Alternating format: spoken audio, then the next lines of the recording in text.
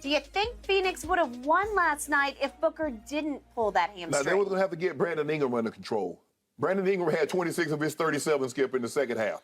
He got it going in the third and fourth, and they threw everything at him, Skip. I mean, what do you do with that? But I do believe they would have won the Book because Book had it going. He had it going, Skip, and I get what Monty Williams is saying, that we played all year, but there's a difference, Monty. You know this. There's a difference between the regular season and postseason basketball. Ain't nobody trying to go into the postseason without their best players. Say, hey, guys, look now. You remember, hey, we played without Chris Paul, or we played without this. Oh, yeah, you can win a regular season, a couple of regular season games, maybe even 10. But Skip, as good as Memphis was without Ja, you think they really want to go into a playoff series without Ja? Oh, we've done it before. You're not winning. I agree. You're not winning. You're not winning without Book. I know what you've done. But there's a reason why he's an all-star caliber player. He's a budgeting superstar player. They're different. These guys don't grow on trees. And he's one of the few guys, actually, he's the only guy other than CP3 that can go get his own shot. Other than that, somebody got to facilitate for Jay Crowder, Mikal Bridges, Ayton, all those other guys. Book can get the ball and get to his spot and go get you a bucket. He also would have been another guy that can help defend on CJ and B.I. Because once those two guys got it going, Skip, Phoenix was rendered useless. Yep.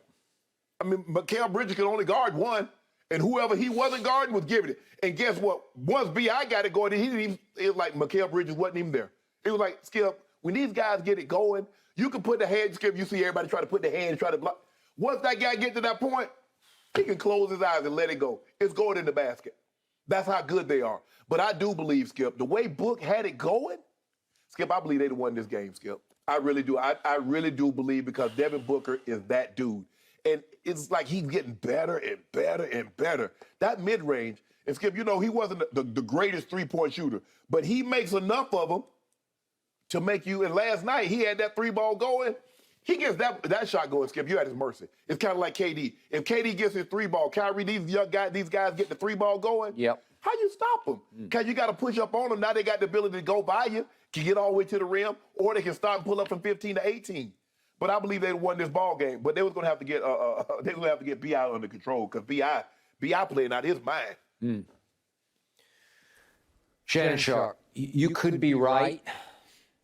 Book might have booked the difference in that game. It might have took him 50 to do it, but might have.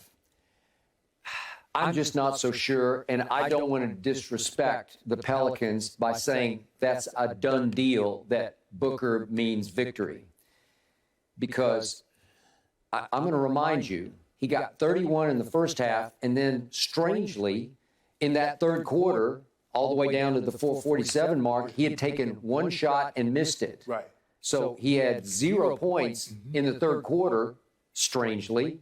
I think they were switching up defensively, and they were making him more of an object of concern. Correct. Where they were just more cognizant of where he was with two people. And yet, to your point, Brandon Ingram was already taking control of the game. And remember, on the play in question, I don't know if we've been showing it, I didn't really watch the monitor, but on the play in question, he tried to chase down Jackson Hayes. Right.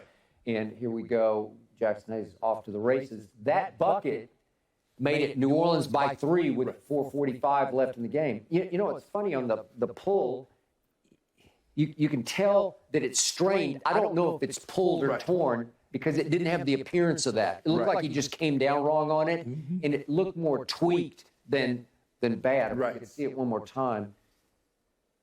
Like he just came down wrong, and it grabbed. Right. But again, he didn't drag it to the bench. He was still able to walk along to the bench. So maybe it's not as bad as first was feared. Right. But remember, he did this in the finals last year. Right. They came off a big win, and he's hobbled. Right. And he tried to play hobbled, and I think it really hurt them in the finals. It did. And remember, he missed 8 games this year with the other hamstring pulled. So he's got hamstring issues. Right.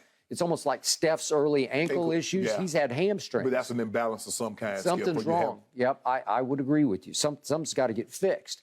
But Brandon Ingram is on the verge of emerging as a superstar in this league, because we saw him out here with the Lakers, and LeBron used to say, no, he's that dude. He like, what you mean? He said, no, he's really like that. Magic used to say he's that dude. Magic used to say, you got to go, man. Just shoot the basketball. So Skip, the problem, you know what it is? He needed his team. People like, man, we should have kept B.I. B.I. wouldn't have been able to do this with LeBron and A.D. He needs his own. These guys needed their own team. He needed a team that says, okay, B.I., you the guy. Yep. You get the ball, shoot as much as you want, when you want. And now you've seen it as he's been an all-star. And like you said, I've seen far too many games like this because I saw him when he came out here to the Clippers. He did. I saw what he did to the Lakers twice. Yep. When he goes into attack mode, he's pretty unstoppable. Yes. Because he can swoop to the hoop, man. He go to the hoop, Skip. Yeah, He got a and mid-range he can shoot game. it. So Larry Nance, another former Laker, obviously, for a minute, he said after the game last night, now Pelican teammate, obviously, B.I.'s, he said that he told him before the game, you're the best player on the floor. Well, it could be close. You can make a case. Yeah, right. You can make that case, absolutely. And then Larry Nance went on to say, B.I. is him. He's that guy.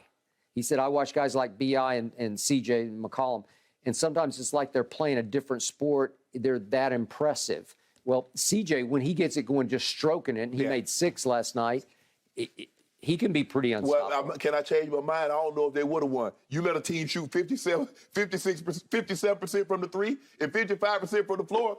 Who the hell Book go guard? He one person. I mean, Skip, you look at 13 of 21, 4 of 7, 4 of 9, 5 of 8, 7 of 18, 6 of 9, 3 of 3.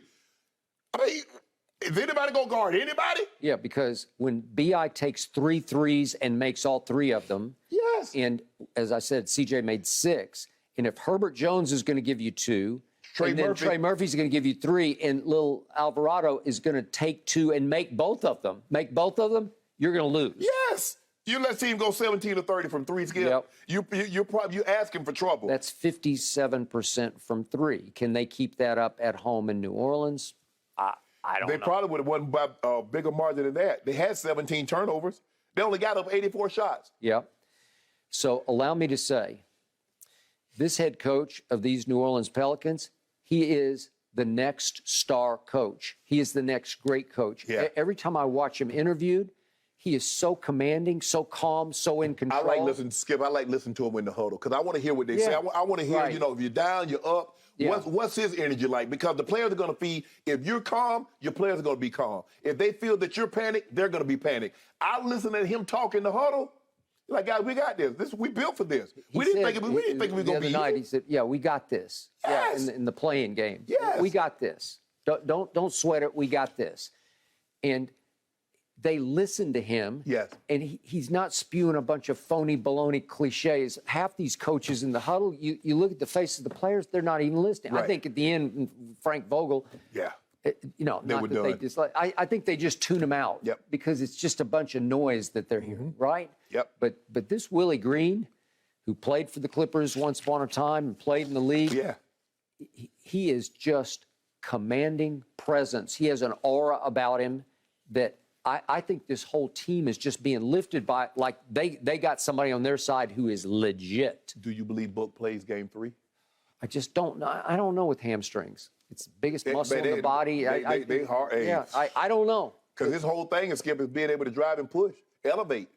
Be able to stop on thing, when you try to stop, it grabs. It's like, okay, I'm going to stop you before you're ready to stop. Okay, my gut feeling, not knowing, I'm not inside the situation. My gut feeling is no. And if he does not play, I'm going to say New Orleans does win game 3. Skip, New Orleans got confidence. Yeah.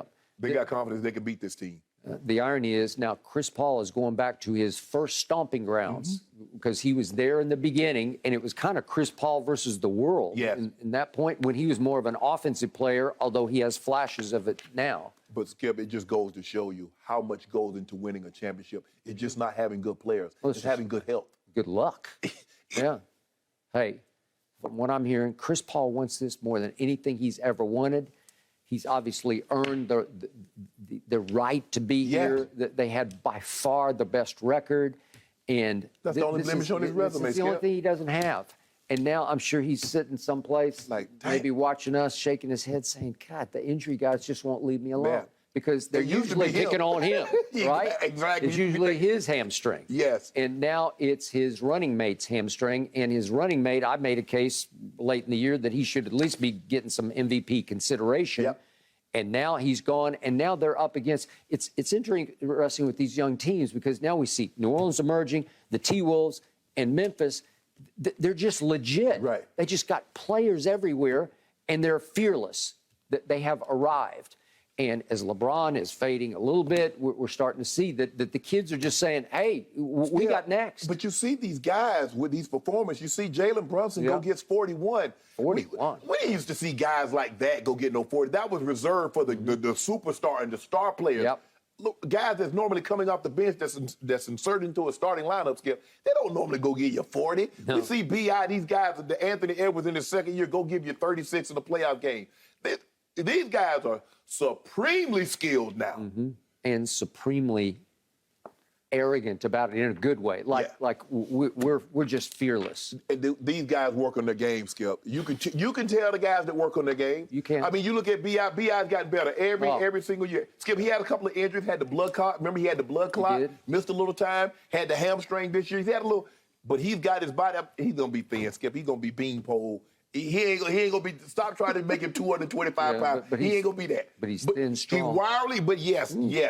But man, he had that pull up going last night. I say, Phoenix, y'all might be in trouble. Here come the Pelicans. I said, Phoenix, y'all might be in trouble. And then CJ got Gentlemen, going. after covering the Pelicans for a decade, I have to say your analysis is spot on. You've never sounded better. B.I. one dime away from a triple-double last night. He and Willie Green have such a special bond, Yeah, and we're you can just tell. starting to see the dividends it's going to pay. Thank you for watching. You can subscribe here to get the latest from the show, and be sure to check out more of the best clips from Undisputed, or go watch a few other segments from our other shows on FS1.